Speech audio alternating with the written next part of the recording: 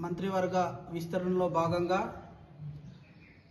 చెన్నూరు నియోజకవర్గ శాసనసభ్యులు డాక్టర్ వివేక్ వెంకటస్వామి గారికి మంత్రి పదవి వరించడం శుభ పరిణామం. నేతకాని సేవా సంఘం తరపున మేము వివేక్ వెంకటస్వామి గారికి శుభాకాంక్షలు తెలుపుతున్నాము. మా నేతకాని సమాజం కొరకు వివేక్ వెంకటస్వామి గారు ఎన్నో అభివృద్ధి కార్యక్రమాలు చేస్తున్నారు. ఇందిరమ్మ ఇళ్లలో భాగంగా కానీ, రాజు యువ వికాస్లో కానీ నేతకానీలకు మంచి ప్రాధాన్యత కల్పిస్తున్నారు.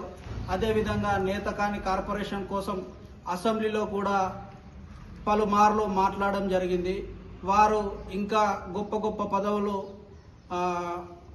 అధిరోహించాలని మనస్ఫూర్తిగా మా నేతకాని సమాజం తరపున మేము కోరుతున్నాము. ఈరోజు నేతకాని మహార్ సేవా సంఘం భవన్లో ప్రెస్ మీట్ పెట్టడం జరిగింది. ఏ సందర్భంలో పెట్టినామంటే డాక్టర్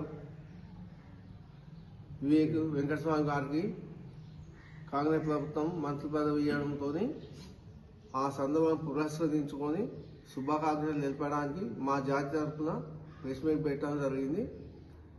వెంకటస్వామి గారు వివేక్ వెంకటస్వామి గారు, వారి కొడుకు వంశీకృష్ణ గారు పార్లమెంట్ సభ్యులు, వాళ్లకు మరిన్ని పదవులు వచ్చి మరింత ఉన్నత స్థాయికి పోవాలని మా జాతీయ తరఫున నేతగాని జాతి తరఫున కోరుకుంటున్నాం.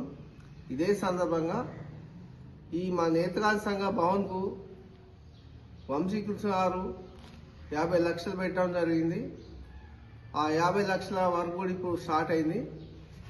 మరింత పని ఉంటుంది. ఆ పనిని కూడా కంప్లీట్ చేసి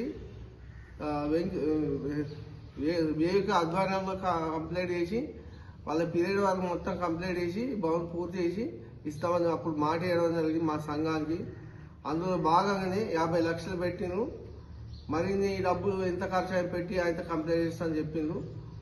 ఆయన కంప్లీట్ చేసి వాళ్ళ చేతుల మీదకి వెళ్ళి ఈ భవన్ని ప్రారంభించవలసిందిగా కోరుతున్నాం. ఈ సందర్భంగా ఈ భవన్ని కంప్లీట్ చేసిన వెంటనే తల్లి కొడుకులు ఇద్దరి ఆధ్వర్యంలో లోకల్ ఎమ్మెల్యే గారు ఉంటారు, చుట్టుపక్కల దళిత ఎమ్మెల్యేలు ఎవరు పిలిచి ఈ భవన్ని ఘాటుగా ఓపెనింగ్ చేయవలసి ఉంటుంది.